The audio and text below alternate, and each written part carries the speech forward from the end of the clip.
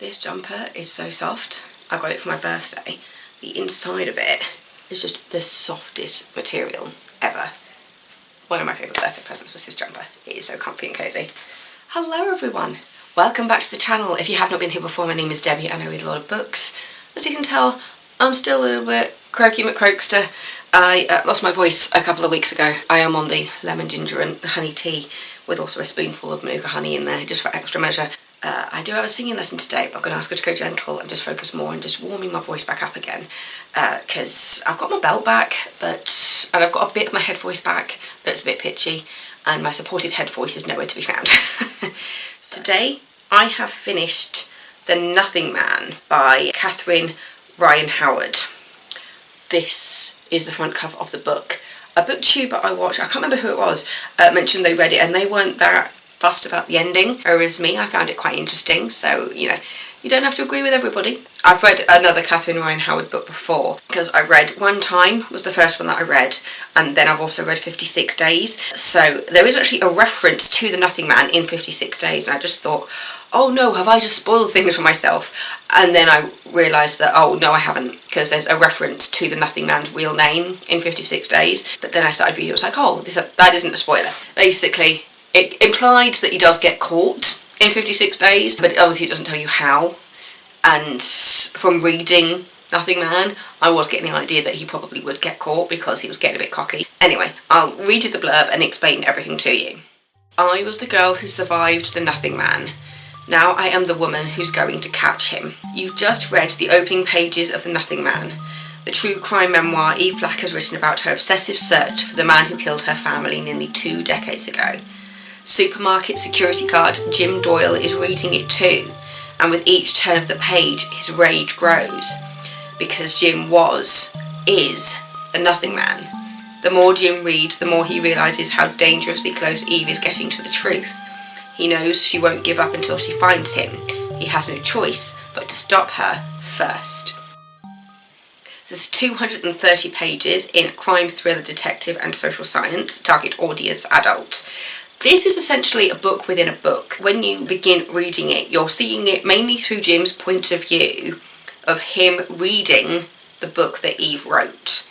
As he sees the book on the book aisle of the supermarket that he is now a security guard for. He did used to be a member of the police. This is set in Ireland, by the way. Catherine Ryan Howard, I believe, is Irish. But yeah, having just read a few things that were kind of book within books with the Anthony Horowitz books, like Magpie Murders, Moonflower Murders, all that. I found it interesting to now look at something that was a bit darker, because obviously those ones are more kind of light-hearted murder mysteries, kind of on the idea of like the cosy murder mystery.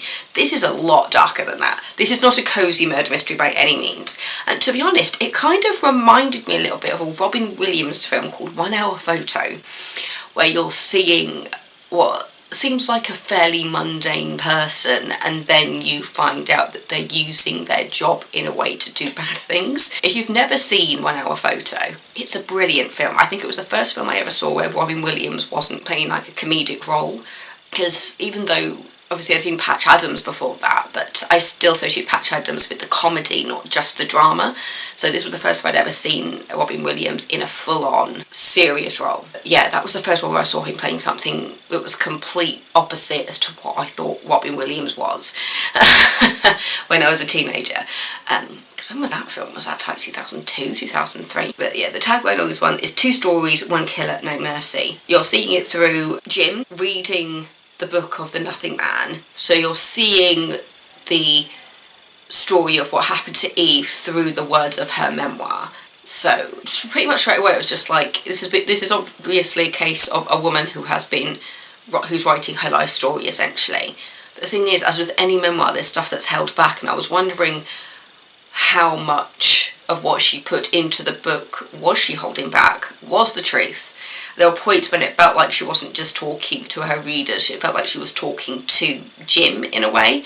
And Jim is questioning a lot of the stuff that she's written down in this book and is trying to figure out why she appears to be changing the facts of what happened on the night that he killed her family. He just gets really inside his head. It is so interesting seeing it from the point of view of the murderer, essentially. I'm incredibly interested in the psychology of it all. And yeah, I just found it quite a fascinating book. If you like a good kind of a book within a book type story, I think you'll be interested in this.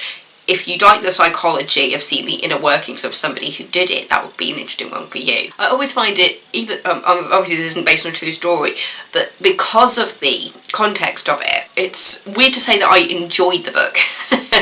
With like the cozy murder mysteries, you don't feel that as bad as saying, oh, I enjoyed that when it was a good mystery. With this, because of how dark it is, and the fact that you're reading the pages of the memoir that Eve wrote about the night that her family was killed and being the only survivor as a child, and then Jim almost trying to read between the lines but not, and getting into his head and finding out like what made him stop, and then finding out from the pages of the memoir things about Jim that he thinks that nobody would ever figure out. It's good.